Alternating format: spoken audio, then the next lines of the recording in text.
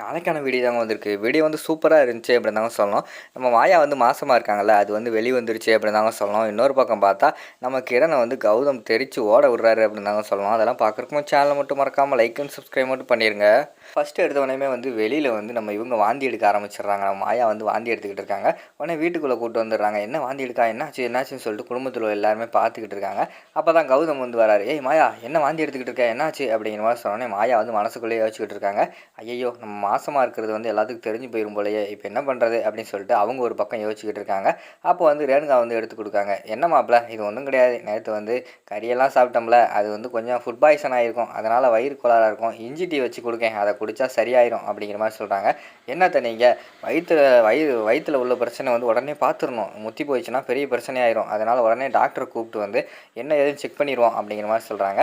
உடனே வந்து நம்ம மாயா வந்து ஐயோ அண்ணே, அதெல்லாம் வேணாம் அண்ணே, இது சும்மா தானே, ஃபுட் பாய்சன் தானே அப்படிங்கிற மாதிரி சொல்லிகிட்டு இருக்காங்க. அதெல்லாம் கிடையாது, இது வேண்டாம், நம்ம உடனே வந்து நம்ம ஃபேமிலி டாக்டருக்கு வந்து கால் பண்ணி என்ன ஏதுன்னு பார்க்கணும் அப்படின்னு சொல்லிட்டு ஒரு லேடி டாக்டருக்கு வந்து கால் பண்ணுறாங்க. அவங்க வந்து ஹாப்பி தீபாவளி கௌதம் அப்படிங்கிற மாதிரி சொன்னோடனே, டாக்டர் நான் இப்போ அதுக்காக உங்களுக்கு கால் பண்ணல, உடனே கிளம்புவாங்க, என் தங்கச்சி வந்து சீரியஸாக இருக்கா அப்படிங்கிற மாதிரி சொல்லிட்டு இருக்காங்க.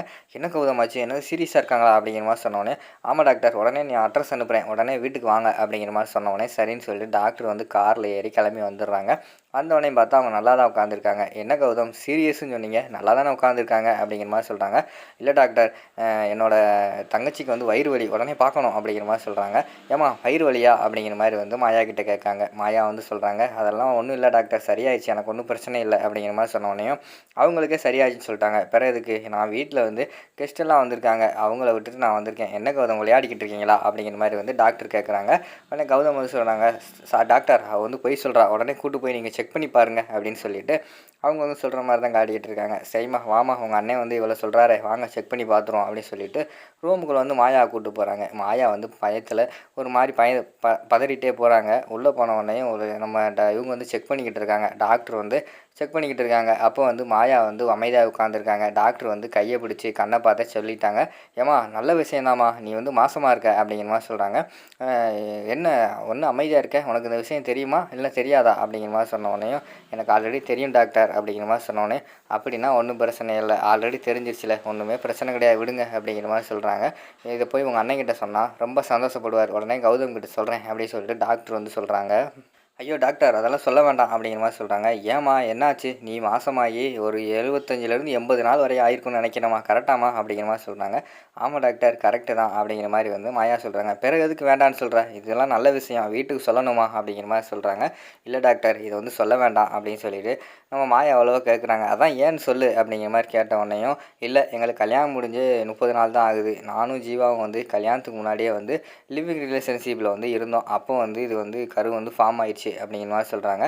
இது என்ன, இதெல்லாம் இந்த உலகத்தில் இப்போல்லாம் நார்மலாக நடக்கிறது தான், வாமா அதெல்லாம் ஒன்றும் ஃப்ரீயாக விடுவோம், அண்ணன்ட்ட நான் எப்படி பேசணுமோ அப்படி பேசிக்கிறேன் அப்படிங்கிற மாதிரி சொல்கிறாங்க.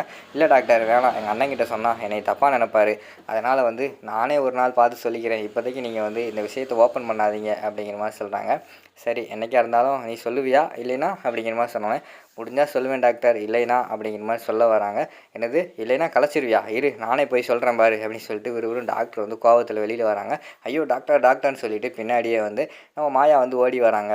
கௌதம் வந்து வெளியில் நின்றுக்கிட்டு இருக்காங்க. டாக்டர் போனவொடனே ஒன்றும் பிரச்சனை இல்லை கௌதம், அவங்களுக்கு வந்து ஃபுட் பாய்சன் தான் ஆயிருக்கு, டேப்லெட் எழுதி கொடுத்துருக்கேன், சரியாயிரும் சரியா அப்படின்னு சொல்லிட்டு டக்குன்னு வந்து மாயாவை கட்டி பிடிச்சிக்கிட்டு ஒழுங்காக அவங்க அண்ணன்கிட்ட வந்து விஷயத்தை ஓப்பன் பண்ணி சொல்லிடுறேன், இல்லைன்னு வச்சுக்கோமே அப்புறம் நானே சொல்ல வேண்டியிருக்கும், ஏதாவது தப்பான முடிவு எடுக்கக்கூடாது அப்படின்னு சொல்லிட்டு டாக்டர் அந்த இடத்துல வந்து கிளம்பி போகிற மாதிரி தான் காட்டிக்கிட்டு இருக்காங்க.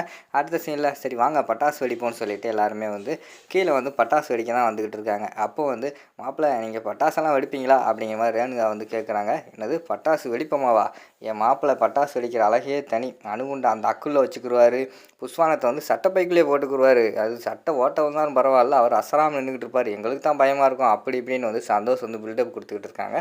சரி வாங்க வேட்டு வெடிப்போம்னு சொன்னோன்னையும் அவங்க வந்து வேட்டு வெடிக்க ஆரம்பிக்காங்க. அந்த பக்கம் பார்த்தா கிரண் வந்து வர்ற மாதிரி தான் காட்டுறாங்க. இங்கிட்டு பார்த்தா சீனி வெடியிலேருந்து ஆரம்பிக்காரு. நம்ம கௌதம் வந்து ஃபஸ்ட்டு சீனி வெடி வச்சுருக்காரு.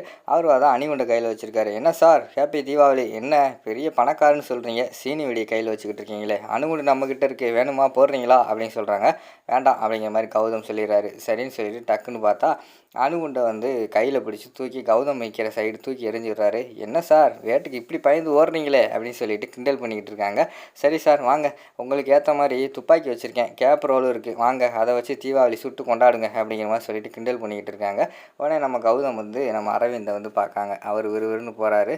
சாரி, சந்தோஷம் பார்க்காரு. சந்தோஷம் போயிட்டு விறுவிறுன்னு வந்து அங்கே துப்பாக்கி எடுத்துகிட்டு வராரு. பார்த்தா அது ஒரிஜினல் துப்பாக்கி. அதை கையில் எடுத்துக்கிட்டு பரவாயில்லையே சார், நீங்களே துப்பாக்கி கொண்டு வந்துட்டீங்களா, சரி வாங்க கேப் ரோல் வாங்கிட்டு போங்க அப்படின்னு சொன்னோடனே பக்கத்தில் வந்து கௌதம் போகிறாங்க. டக்குன்னு பார்த்தா துப்பாக்கி எடுத்துகிட்டு மேலே 2 சுடு சுட்டுட்டு கீழே ஒரு சுடு சுடுறாரு. கிரண் வந்து ஆடி போயிட்டார், பின்னாடி போய் ஒளிஞ்சிக்கிறாரு. டேய் பொம்மை துப்பாக்கி, இது என்ன சாதாரண துப்பாக்கி நினச்சியா, ஒரிஜினல் துப்பாக்கிடா. ஆப்பிரிக்காவில் என் மாப்பிள்ளை சாரி என் நண்பன் படிக்கும்போது 4 பேரை இப்படி தான் போட்டு தள்ளியிருக்கான் அப்படி இப்படின்னு சொல்லிட்டு அவர் வந்து அந்த இடத்துல பில்டப் கொடுக்காரு. அடுத்து சரி வாங்க போவோம் அப்படின்னு சொல்லிட்டு கௌதமே எல்லாம் கிளம்பும்போது, என்ன சார் அதுக்குள்ளே கிளம்பிட்டீங்க, இன்னும் வந்து தீபாவளிக்கு நிறைய போட்டி இருக்குது, அதெல்லாம் கலந்து ஜெயிச்சு பாருங்க அப்படிங்கிற மாதிரி வந்து வம்புலுக்காரு கிரண். உடனே நம்ம சந்தோஷம் கூப்பிட்டு கேட்குறாங்க, யாரா அவன் அப்படிங்கிற மாதிரி கேட்டவனே, பணக்காரங்க இருக்காங்கல்ல அவங்கள பார்த்து வைரடியர் குரூப்பில் இவனு ஒருத்தனா இருப்பான் மச்சான் அப்படிங்கிற மாதிரி சொல்லிட்டு இருக்காங்க. ஓ அப்படியா, சரி போட்டிக்கு நான் ரெடி அப்படிங்கிற மாதிரி வந்து சவாலுக்கு வந்து நம்ம கௌதம் வந்து ஓகே சொல்கிற மாதிரி தான் காட்டிக்கிட்டு இருக்காங்க. அதோட பார்த்துக்கிட்டிங்கன்னா அந்த எபிசோடு வந்து முடிச்சிடுறாங்க.